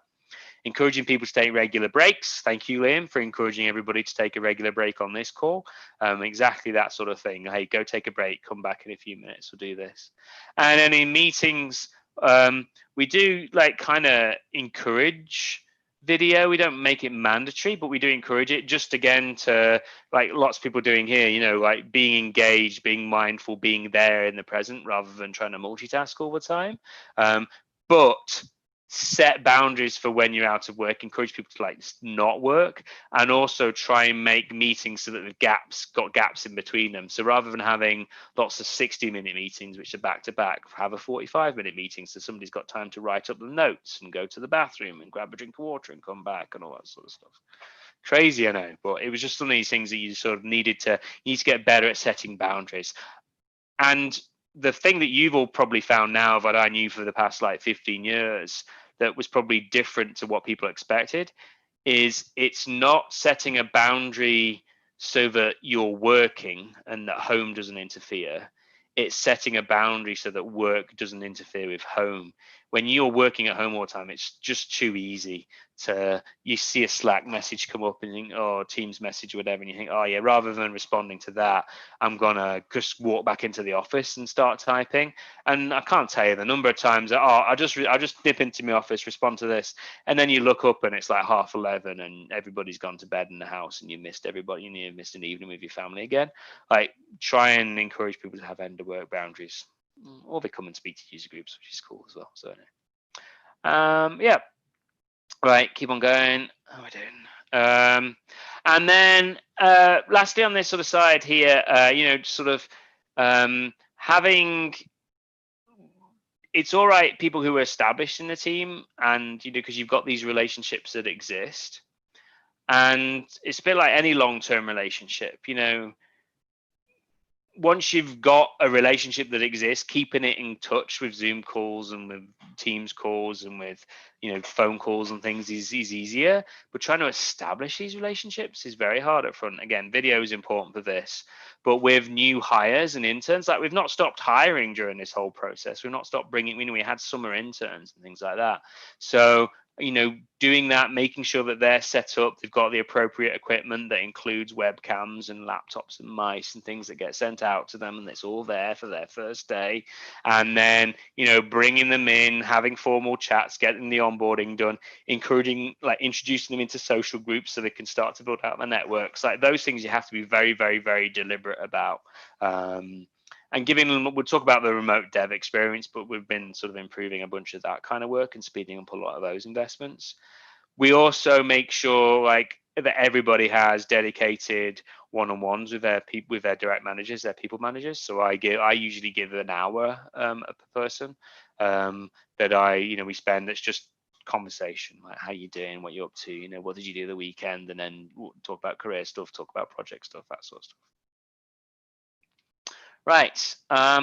So the other thing is we can't, as well as hiring, we can't just stop promoting people. We can't let everybody's careers go on hold for a year or however long this is going to last. So we've been trying to, give lots of training, do lots of touch points, be very clear about career guidance and career mentoring and things, and just trying to make sure we have keep career growth and people's career trajectories also happening during this. We can't halt that side of career development. On the remote development side, obviously, this is Microsoft, and GitHub's involved as well. So you'd expect this to be good, and we were again in an extremely kind of privileged position to be able to do this. But I'll whip through this because this is just tools, and DevOps is people, processes, and tools, and this is some of the tooling part kind of thing rather than the people and the processes. So we've been making sure we write stuff down in the wiki. We've been making sure that people like Microsoft use a wiki and things and markdowns in Azure DevOps and all that sort of stuff, and on GitHub as well. And in GitHub, it's all in a GitHub repo. Giving some of those sorts of experiences and making sure everybody had the tooling that they needed to become a much more of a written culture as well as access to collaboration tools. Resilience is a theme I'm going to touch on a bit later as well, but you want to make sure how when you're working from home and you have sketchy bandwidth and stuff, having resilient technologies really helps. So making sure speeding up any teams that hadn't moved to Git yet, speeding up their transition into Git, because again that's much more resilient, much more distributed friendly than say TFVC or something like that was. Moving to more cloud-based stuff, so like Power BI and all those sorts of things for reporting rather than using in-house servers, because going over the VPN to some of this stuff is just a pain and just super slow. So moving more and more out to the cloud has definitely happened. And I don't know if you've been playing with Visual Studio Live Share, but just Live Share if you're doing like a peering session is awesome for being able to do like peer debugging, peer sharing on code. Teams is good and everything, but Live Share is like that next level for being able to do code collaboration. So quite often we would do a Live Share session while using Teams or Zoom or something for the audio. Yeah. And then over on the coding side, we've sort of sped up a lot of investment in some of our coding and connectivity things. So the monitoring and things, making sure that was all Azure based rather than relying on some internal tooling, pushing a lot of those transitions, which had already started, but not everybody had moved over. A lot of those got accelerated. Obviously people using virtual desktop, and then things like code spaces as well. So code spaces we added, and we've added into GitHub now as well. And it's like Visual Studio Online running inside of a container in the cloud, and giving that to all of our employees because we can, because even though it's in limited beta, we can just roll it out to everybody and get some cool beta feedback. And that gives us like full dev environments. So even if you're on an iPad or if you're on a Chromebook or something, if you've got limited technology, then it really helps people get a machine. More importantly though, especially with new hires, it allowed us to get more repeatability. So if you've got a new hire and you want your environment configured, figuring out all that stuff and getting it all sorted when you're working remote and you can't like ask people and you're trying to follow instructions is super hard. Give somebody a container that's all pre-configured with all, that's got all the scripting, and to get a complete dev environment up off the ground that's good enough to get you configuring.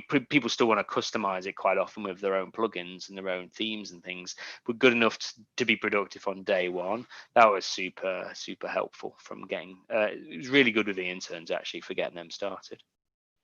And then obviously on the shipping side, again, going a lot more cloud focused. Really, a lot of these fundamentals, a lot of the stuff that Michael was talking about, that remained unchanged. And I talked about some of this stuff when I saw you earlier on in the year.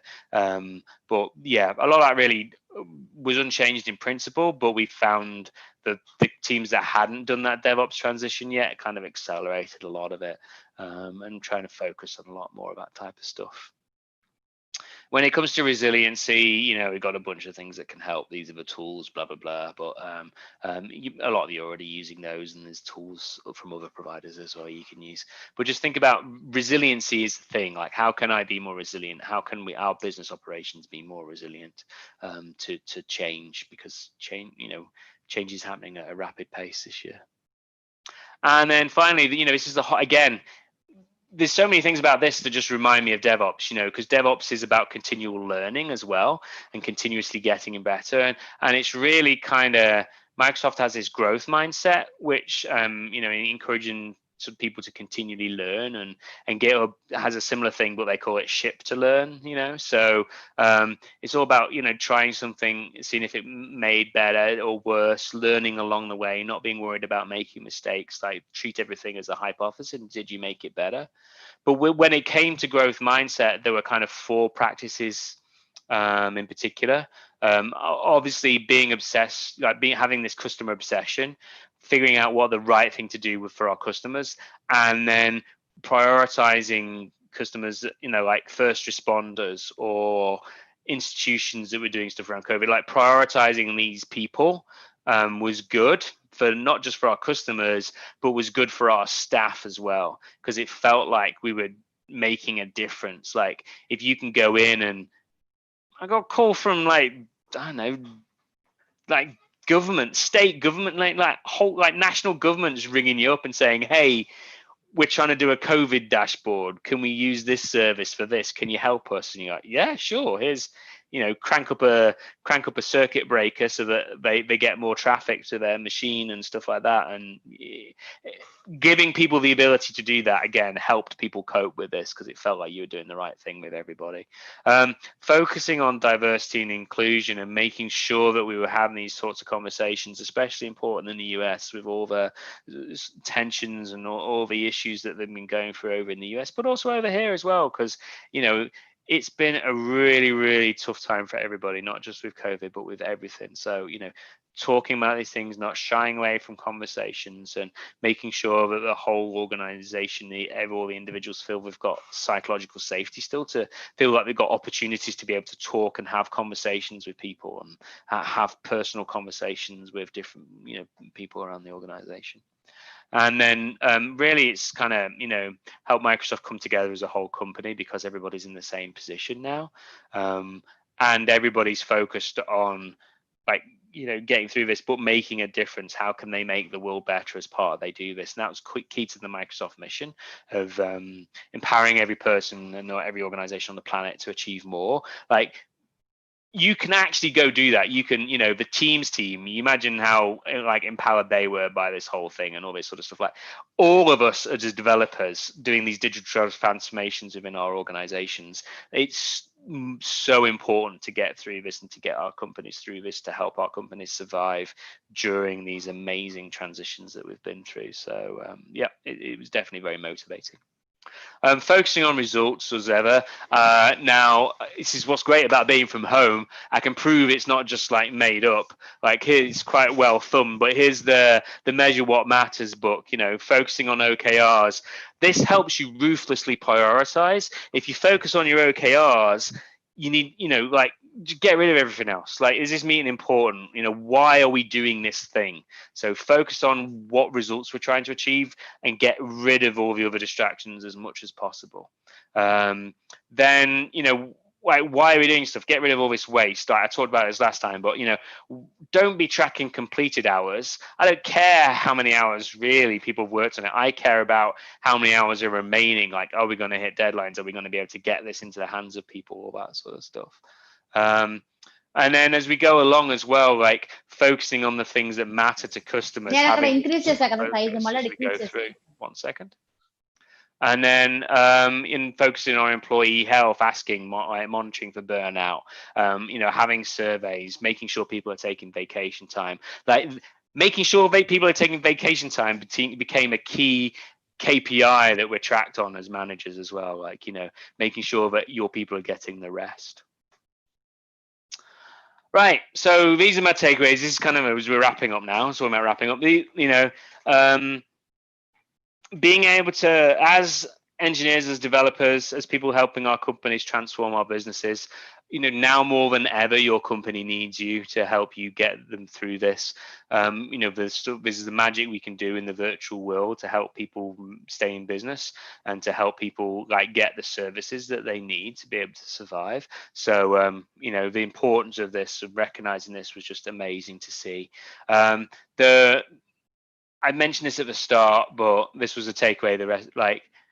I've worked from home for 15 years. This has been, one of the most sort of stressful periods of my entire life, as you probably would expect.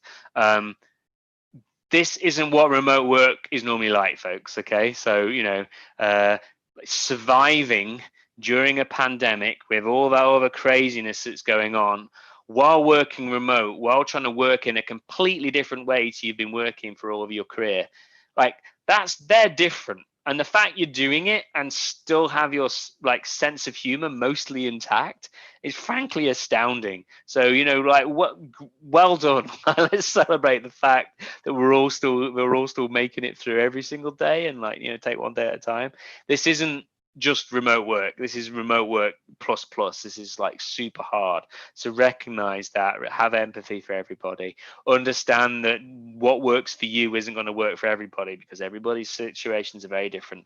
I have a door I can shut. Not everybody is that lucky, but I have bandwidth challenges. I'm running this thing off a 4G connection that now I'm using because my DSL connection, when I've got 2 kids running, Zoom calls and Google Classrooms and all that sort of stuff, and just wasn't up to it from working from home. So I had to get myself a secondary 4G connection just for my office, which is what I'm on now. Everybody has different challenges and everybody has to figure out how to get through this on their own way. And when we look at the future, what do we see remote work? How do we see work? Resilience is the key thing. I know I mentioned resilience about 1 million times already, but if you think this is DevOps.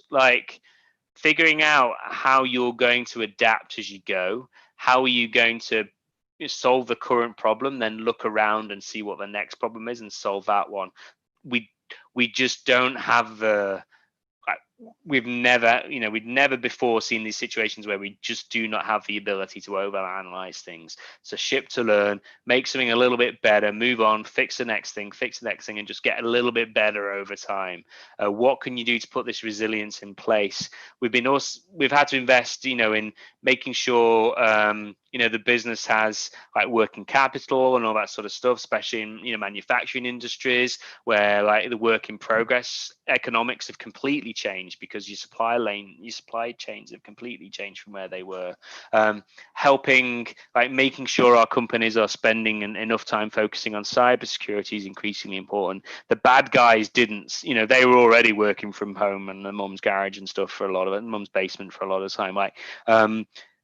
They're using the opportunities from everybody working remote to try and fish people, to try and spearfish and things like that. So enhancing our cybersecurity measures as we go. We can't just forget about these things. We need to focus on them even more. And just trusting the people that are in your organization, figure out how to enable them and trust them to do the right thing. Because the data shows people don't slack off when they get to work from home. They end up working longer and harder, and you have to tell them off and tell them to take breaks. So trust them. and enable them to do more work and enable them to work and to take rest, and you'll find that's what happens. Right, and then just some key messages here. The stress has been hard for everybody to deal with, but also it's been a good, it's along with a shared mission, a combined mission in the organization. It's helped teams build as well. So, there has been positives from it. It has helped the organization learn to adapt more and be a lot more agile. And it's helped the organization adopt more and embrace DevOps even more than it already had, and use DevOps sort of tools and processes and practices for more agility inside the organization. So I want to thank you for your time. I really appreciate that. I hope that was interesting enough anyway. And yeah, open it up. So I'm going to stop sharing so we can all go into full screen and things. But yeah, thank you very much. Big round of applause for Martin. Yeah, thank you. So, does anybody have any questions for Martin from either on the YouTube end or here in Zoom? If I could figure out how to stop sharing, that would be good, wouldn't it? There we go. I can do it for you. There you go. Thank you. Right. Don't think we've got any from YouTube. And we haven't got any in the chat. So if we can open it up to people on Zoom, I guess, if anyone's got any questions. I'll just formulate them in my head in a minute. That's all. Who's got a dedicated space? Like I'm seeing, from videos, I'm seeing quite a few of us have got dedicated spaces. I mean, it's not as kitted out as yours, but yes. You've got fancy bamboo in the background of yours, Liam. Looks awesome. Yeah. And Dave's by a lake. I've got my homemade green screen behind me at the minute. Yeah.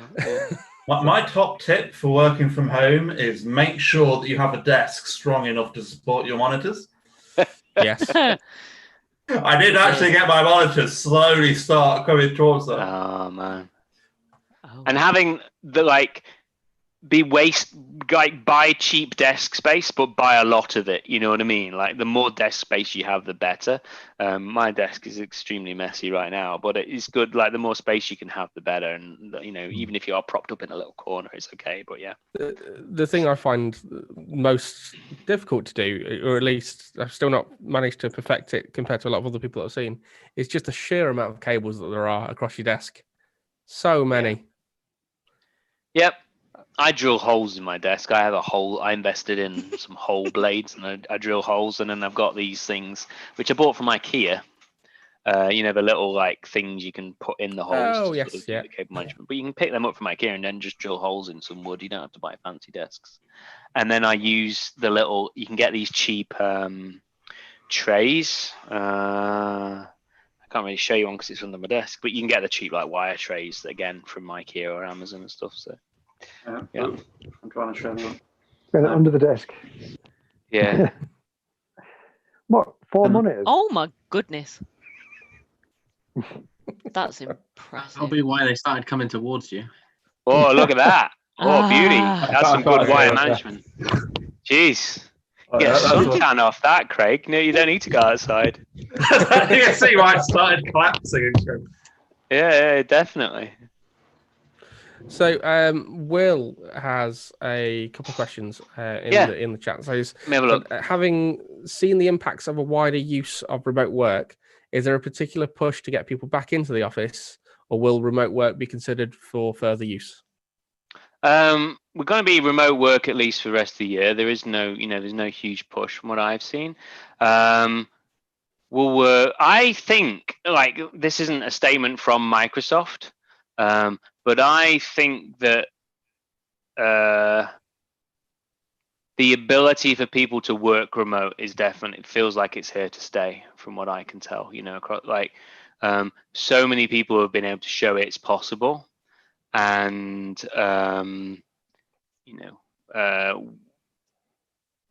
but we also all miss the getting around the whiteboard and solving problems and the physical contact and getting stuff sorted. So when we can all travel again, we definitely will travel and see each other. There's definitely going to be wider use of remote work across the whole industry, I feel. What about you? What about you folks? Let's do it as a reaction thing. Who thinks, not making statements of their company, who thinks that they will be working remote like in after the vaccine's out? So in 2 years' time, who thinks they'll still be able to work remote rather than going in the office? So thumbs up or whatever, yeah. Right. Or hands up, whatever, yeah. The at work, the remote working policy is being reviewed. We could do 1 day a week, but it's going to be, I'm hoping, increased from that. Sorry, go on, Misha. No, that's all right. I was just going to say, as a recruiter, like across the board, a lot of companies are starting to change like their attitude towards remote working. There are some that are still staunchly in favor of being in the office, no matter how many benefits you can throw their way. But yeah, quite a lot of companies are. Even one is actually moving towards a completely distributed working model. Just because of the pandemic and large companies such as like GitHub and like, well, I think Twitter and a few others like going that way. So they've started to do that. And it's going to be interesting to see how like our HR systems and our HR policies and our benefit systems adapt to cope. One of the things I noticed about moving from Microsoft to GitHub, we had the benefits change. We had a different benefits package, and it was all benefits you could use while remotely, and things like the plans around like healthcare and things, and the rather than having an on-site Oki health person, which is common in big companies, they have the GP call thing where you can go ring a GP and get private GP appointments through a Skype call and all that sort of stuff, and private prescriptions and all this sort of thing. So yeah, it's been really interesting to see that transition as well. But the thing I worry about is learning to keep an eye on people's mental health during this whole thing. Again, I've worked remote for a long time now, and I've had struggles with mental health as anyone would do over the past sort of over any 15 years of their career. But when you work remote, it's super easy to spiral and start to question your own worth, and especially if you're having bandwidth challenges or you're having issues like communicating with your manager and all that sort of stuff. It's very easy to spiral and get into where you're starting to question things. And as organizations, we need to be able to build safety nets and things to be able to pick these people up, because quite often when that is happening, it's because of a relationship breakdown with your manager, who would be hopefully the person who would spot it. So yeah, HR's gonna have to change. Sorry, Misha. No, it's okay. I was just putting my hand up to remind myself of the thing that I wanted to say. I was just going to ask, like, is in GitHub, is there any body or any like team like that is specifically designed to look after this kind of stuff, like to think of different ways to make sure that people are happy and healthy and safe, or is it up to like each manager, or like how's it kind of distributed? Yeah, no, there's a dedicated team within. It's part of the HR group. There's a dedicated team focusing on that. In fact, there's multiple. There's a whole team that focuses on like how to have team offsites in a remote world. You know what I mean? How do you as a team get together as a team? And they will help you do that and have these like semi-social engagements and things like that. And there's a whole team that send out swag to employees. It's amazing. Like, well, it's these sort of specialist kind of groups you have to build when you're a remote first organization that you don't like. If you think about, you have a facilities person at the office that makes sure there's like, stuff's there and envelopes are stocked and all these sorts of things. So you need those sorts of groups again, but focused on remote people. It's fascinating. That's so great. The first question from me is, Martin, we're friends. Given I don't work for GitHub, how can I get some of those things? No, seriously. But also, but Mike has asked when there was an initial shift to remote work, where he works, had many people taking time off due to mental health. Did you find that was sort of the same at Microsoft and GitHub? And then following on from that, do you have kind of like in-house psychological help available to staff as well?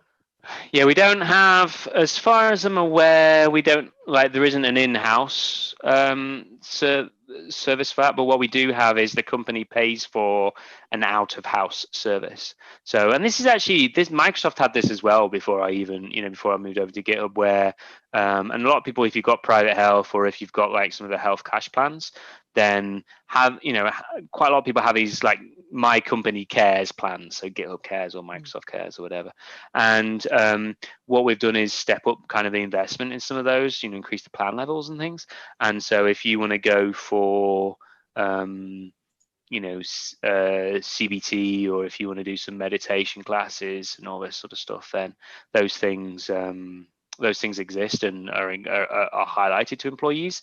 And what we've also been doing is like the people who were the Occi health people, so the occupational health people in Microsoft, they've actually started doing like a weekly mindfulness Teams call, which seems the dumbest thing when we also give out free like Headspace or Mindspace or whatever the app is, for guided meditation and stuff.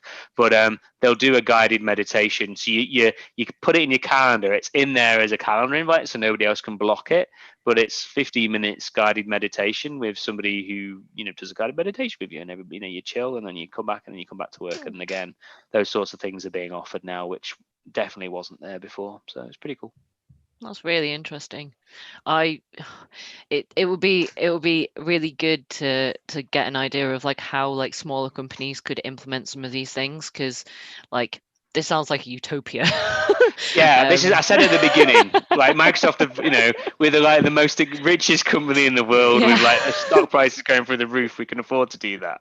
But there are like, it's not like if you can pay for like AXA PPP or something like that with your employees, or some of those types of benefits, a lot of them do come with these kind of added perks like private GP perks and things like this. So there are plans where you can go out and sub it out to providers. So yeah, no, that's really good. I work in a company of like 15 people. Yeah. It's not as open. You don't have from a financial point of view, but it's still really good to know like what to aim for though. And like it's given me some like really quite good ideas of there are certain things that we definitely can implement. It's just somebody needs to kind of take the lead on that, I guess, because we've got no one that would be dedicated to it. But it's really, really interesting. Cool. Just got to ask that, when you have your video calls, do you have a bank of people that are all wearing the same hoodies and the same hats? Quite often. It's quite sad. Yeah. Yeah, well, that's how you actually know what's cool. Like, I didn't know that this hoodie was good until I saw it was thin, and you get recommendations. And then we actually have a shop. This is how I told you GitHub's like a swag company that does software. We have an in-house shop. You can go get stuff from the same shop, but we have like a voucher. So again, because it's designed for remote employees, and so rather than like give them a swag pack or something, they give them a voucher that they can spend in the online company swag store to go get some company swag. Yeah, you just go pick your own, and you can get it for yourself. I mean, you could get it for friends if you wanted to, but I just tend to spend it on myself. Hence why my office is. We need to get closer, Martin, is what you're saying. Yeah, exactly. Yeah. I think one thing. Do you ever feel like I was wearing a Subversion T-shirt one day, something like that? Something like. A really threadbare one, Dave. Yeah, exactly. A really, really, really threadbare, smelly old one, maybe. But yeah.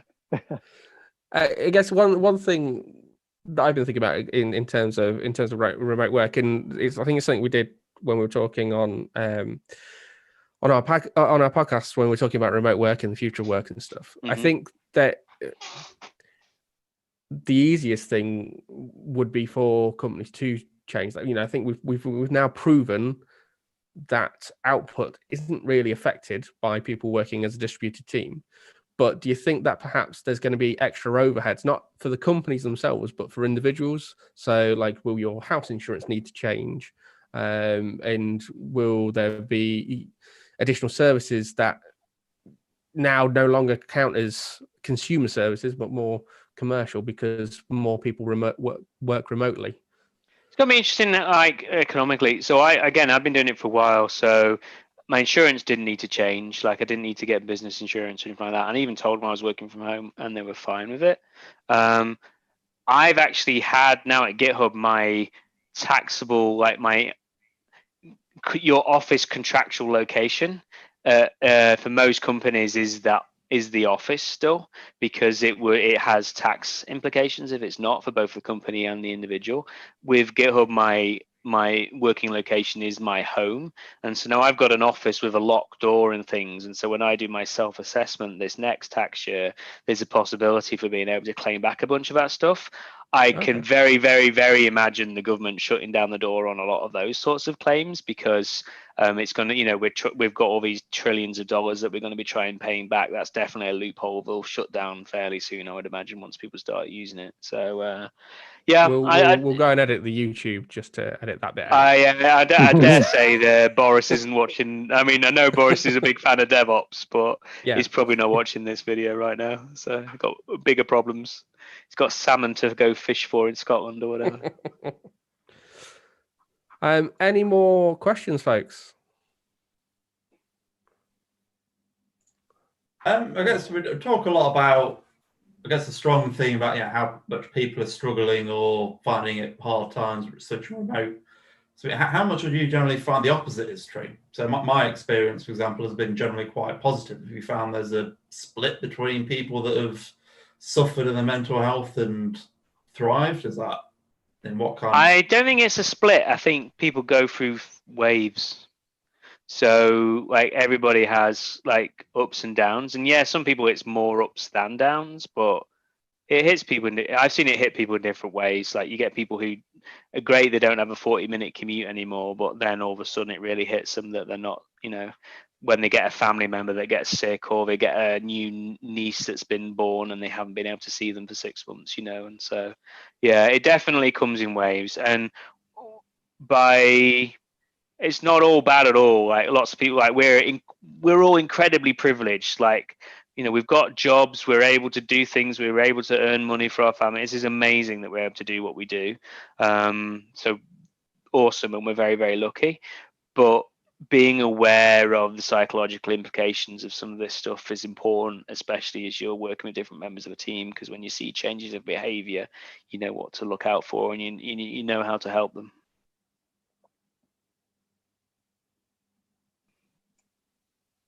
Okay. Well, once again, sorry. There's a no need to apologise for pets or children joining any calls. I think. So I mean, I think at this point, let's give Martin another round of applause. Hello, Sadie. Yes, let's give Martin another round of applause. Thank you very much.